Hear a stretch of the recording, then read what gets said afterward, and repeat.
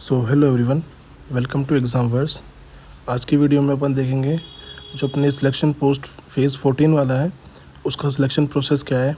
तो इस वीडियो में अपन इसी के बारे में जानकारी लेंगे। तो जैसा कि आप लोगों को पता है, आपके जो फेज़ 14 के एग्ज़ाम है वो 16 सितंबर से लेकर 26 सितंबर तक शेड्यूल है। तो बात देख लेते हैं। तो इस बार जो आपकी वैकेंसी है फेज़ 14 के अंदर वो बहुत मिनिमल सी आई है। वैसे एज़ यूज़ुअल हमेशा इतनी ही आती है, लेकिन इस बार और भी कम आई है। और वो भी जो अपने रीजन वगैरह हैं, जैसे अपना साउथ रीजन हो गया, नॉर्थ हो गया, ईस्ट वेस्ट हो गए, आपके यूआर में है पूरे इंडिया में 1534 वैकेंसी है। एससी में 346 है, एसटी में 185 है, एंड ओबीसी में 67 एंड ईडब्ल्यूएस में 271 है। टोटल आपकी वैकेंसी 2919 है। तो इस बार वैकेंसी बहुत कम है। कंपटीशन इसमें हमेशा अच्छा होता है। तो एक बार इसका एग्ज़ाम पैटर्न देख लेते हैं अपन। इसके एग्ज़ाम पैटर्न में वही अपना एसएससी वाला इज़ यूजुअल पैटर्न। जो जीके जीएस है वो 25 क्वेश्चन 50 मार्क्स के। जो अपनी रीजनिंग है वो 25 क्वेश्चन 50 मार्क्स के। इस बार सेक्शन टाइम लग गया तो वो 15 मिनट का हो गया हर सेक्शन। ऐसे ही जीके जीएस का सेक्शन 25 क्वेश्चन 50 मार्क्स के, मैथ्स 25 क्वेश्चन 50 मार्क्स के, वही 15 मिनट के सेक्शन के अंदर। एंड लास्ट अपना इंग्लिश 25 क्वेश्चन 50 मार्क्स के, जो भी 15 मिनट के अंदर। टोटल आपको 60 मिनट मिलेंगे, यानी 1 घंटा मिलेगा। 100 क्वेश्चन होंगे, 200 मार्क्स होगा। एक क्वेश्चन अपने 2 मार्क्स होगा। तो ये आपका एग्ज़ाम पैटर्न होने वाला है। इसमें कोई मेंस वगैरह नहीं लगता है, इसमें ओनली प्री है। मेंस के अंदर कुछ लोगों की स्किल टेस्ट होता है, जैसे टाइपिंग वगैरह हो गया, अदर एग्ज़ाम हो गया, वो अपने इसी वगैरह या और भी जो अदर पोस्ट है उनके अंदर स्किल टेस्ट वगैरह होता है। सो जैसे ही आप अपना ये सीबीटी दे लेंगे और इसका जब आपका रिजल्ट आ जाएगा 10th बेस के ऊपर, 12th बेस के ऊपर एंड आपके ग्रेजुएशन के ऊपर, बस इनका थोड़ा सा जो क्वेश्चनिटी का लेवल है वो थोड़ा सा इंक्रीज़ होता है। जैसे 10th का थोड़ा मिनिमल होगा, 12th का उससे थोड़ा अच्छा होगा, एंड ग्रेजुएशन का तो ठीक ठाक लेवल आता है इसके अंदर।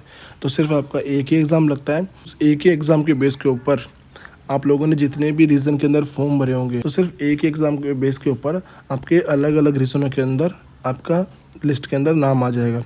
सो जैसे ही आपका लिस्ट का नाम आ जाएगा, आप चेक कर लेंगे सारे पीडीएफ के अंदर कि आपका किस किस रीजन, जैसे आपका नॉर्थ में भी रीजन में भी नाम आया है, साउथ रीजन में भी नाम आया, या ईस्ट वेस्ट में भी नाम आया है।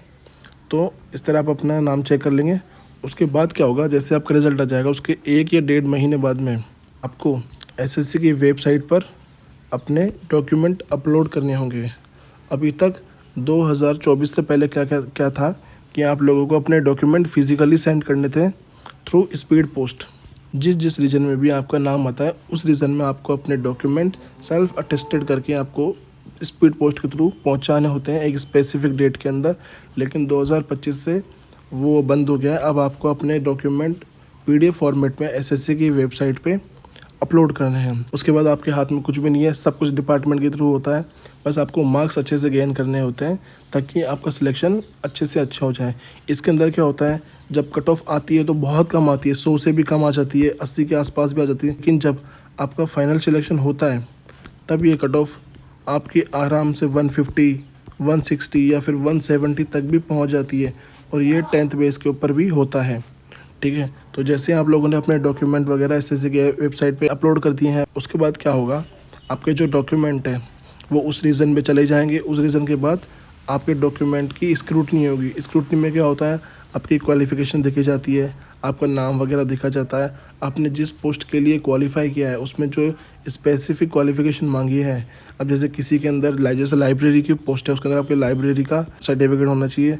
जो भी स्पेसिफिक क्वालिफ़िकेशन आपकी मांगी हुई होती है वो चीज़ आपके पास है या नहीं है। तो डिग्री वगैरह, वो सर्टिफिकेट वगैरह वहाँ पे चेक होते हैं।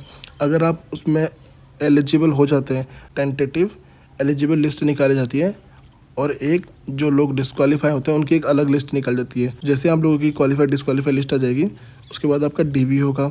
जिस भी रीज़न में आपका नाम आया होगा वहाँ के हेडक्वार्टर में आपका डॉक्यूमेंट वेरिफिकेशन होगा। वहाँ पे आपको जो अपने अपने डॉक्यूमेंट सेंड किए होंगे वो सारे आपको डॉक्यूमेंट लेके जाने पड़ते हैं। सारे सर्टिफिकेट, डॉक्यूमेंट्स वगैरह सब वो चेक करता है। उसके बाद वो आपको ओके डन करके भेज देता है। फिर उसके बाद आपकी डीवी की लिस्ट आती है। तो यानी कि उनकी एक पहली लिस्ट आती है जिन जिन लोगों का सिलेक्शन हो जाता है। और इस टाइम पे आपकी कट ऑफ 150 क्रॉस कर ही जाती है हर पोस्टों की। सब जिन जिन लोगों का सिलेक्शन हो गया है, अब उन लोगों को एक स्पेसिफिक टाइम दिया जाए कि आप विद इन 1 मंथ या विद इन 2 मंथ इस डेट से पहले पहले अपनी ज्वाइनिंग कर लें। तो जो लोग ज्वाइनिंग कर लेते हैं, जिन लोगों ने ज्वाइन नहीं किया होता है, उस पोस्ट के ऊपर आपकी एक रिजर्व लिस्ट निकाली जाती है। उसके बाद आपका फाइनल सिलेक्शन होता है ये फाइनल सिलेक्शन आप मान के चलिए 4 to 5 ईयर तक का पूरा टाइम ले लेता है। तो यानी कि आपका इस फेज़ वाले एग्ज़ाम के अंदर 5 साल आप मिनिमम दे के चलिए। अगर किस्मत अच्छी हुई तो 3 साल के अंदर आपकी ज्वाइनिंग हो जाएगी।